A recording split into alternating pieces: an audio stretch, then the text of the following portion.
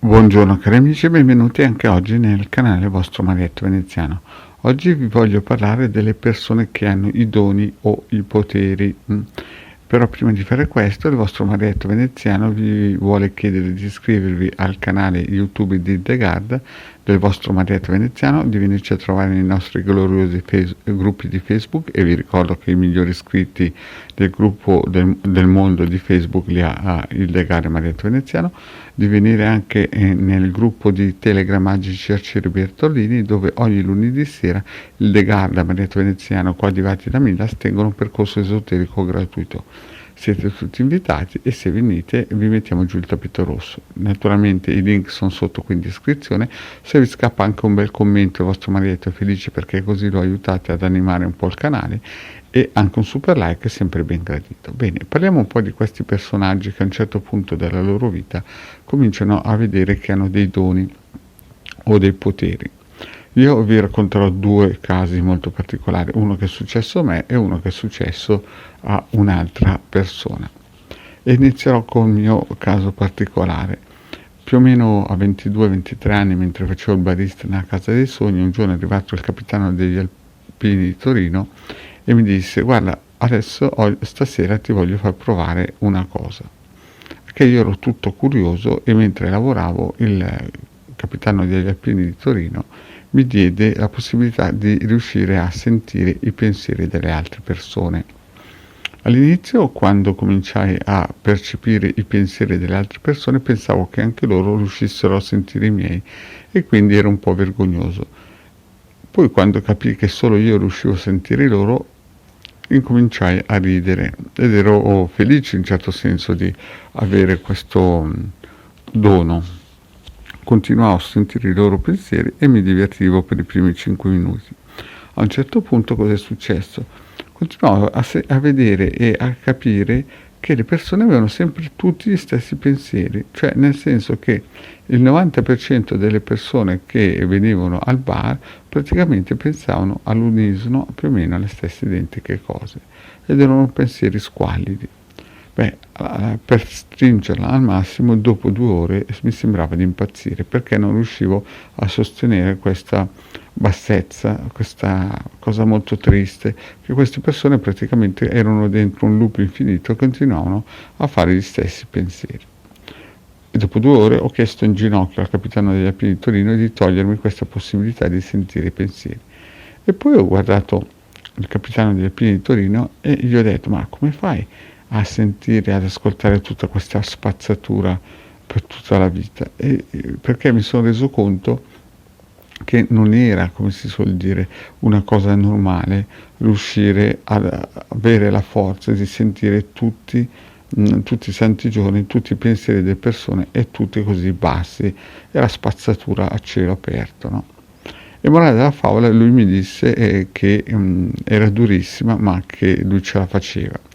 Infatti il capitano degli Alpini di Torino era un uomo in depressione, molto provato proprio per le cose che vedeva, e infatti quella sera mi disse: la mia fortuna è che tu mi hai dato la gioia di vivere, perché sennò anche lui aveva perso la gioia di vivere, proprio perché vedeva che era tutta una cosa ridondante, tutta la vita era una cosa ridondante.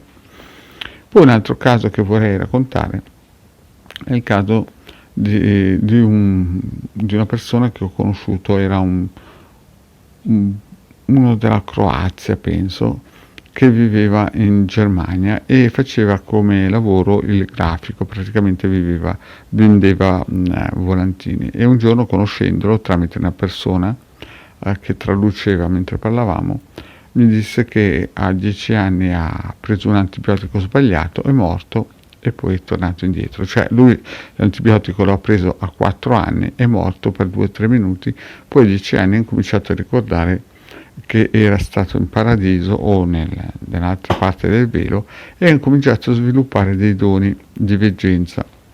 E mi raccontò che all'inizio, i primi anni che aveva questi doni, usciva in astrale, cercava di aiutare le persone e quant'altro. Poi a un certo punto della sua vita ha visto delle cose che non doveva vedere, e da quel punto lì è incominciato a a fare marcia indietro. Mi raccontava che lui magari era dentro un bar, vedeva entrare le persone e vedeva tutta la loro vita di queste persone, al che io gli ho detto: ma allora tu vedi anche entrare, non so, degli assassini che magari hanno appena ammazzato qualcuno e non puoi fare niente, sei lì al bar. E infatti questo me lo confermò, mi disse: io alcune volte ero al bar e a fianco a me magari c'era gente che aveva combinato dei disastri impossibili, ma non si poteva fare niente. Quindi ho capito che quel mondo lì è meglio che lo lascio stare e vivo la mia vita, perché non posso influenzarla più di quel tanto, anche sebbene all'inizio ero lanciatissimo a poter per voler cambiare le cose. Questi sono degli esempi praticamente di persone che hanno avuto dei doni o dei poteri, chiamiamoli come volete, e a un certo punto si sono resi conto che questo mondo, questa vita, è divisa in due parti, praticamente quella che noi viviamo giornalmente e il mondo a venire, quello che i cabalisti parlano come paradiso terrestre, raggiungimento della Keter, per i tibetani sono la Samadhi e così. Quindi tutti quelli che voi vedete in un modo, come si suol dire, pacifico, serafico, che sono lì, che non li muove niente, non è che loro vivono in questo mondo, loro in quel momento lì sono nella Samadhi o nel mondo a venire.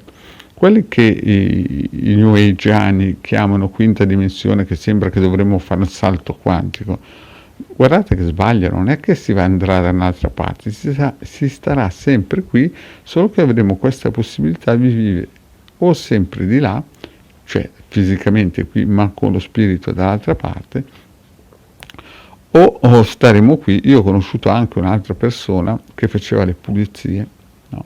Cioè proprio una persona che aveva una conoscenza elementare della vita, ma che aveva il dono di stare in Samadhi. Praticamente lui era una donna, ha vissuto praticamente in due mondi, solamente che dall'altra parte era un pezzo da 90 e viveva in questa pace immensa, e di qua era una persona molto semplice che praticamente non dava nell'occhio nessuno, prendeva il suo motorino e ogni santo giorno andava a fare le pulizie nelle fabbriche o nelle case delle persone.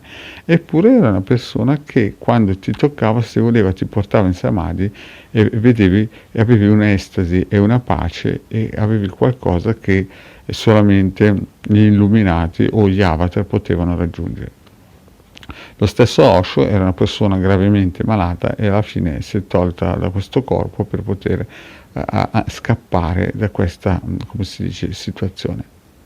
Quindi, quando voi vedete queste persone che sono serafiche e sono o avatar o illuminati, non è che loro stanno qui con la mente, loro proprio entrano in questo stato, in questo nuovo mondo, questo mondo a venire, e praticamente vivono di là.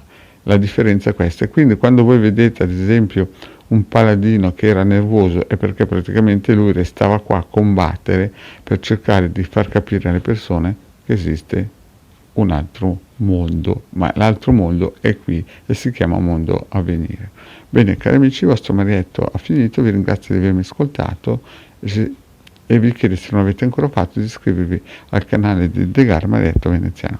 Grazie cari amici e alla prossima, ciao!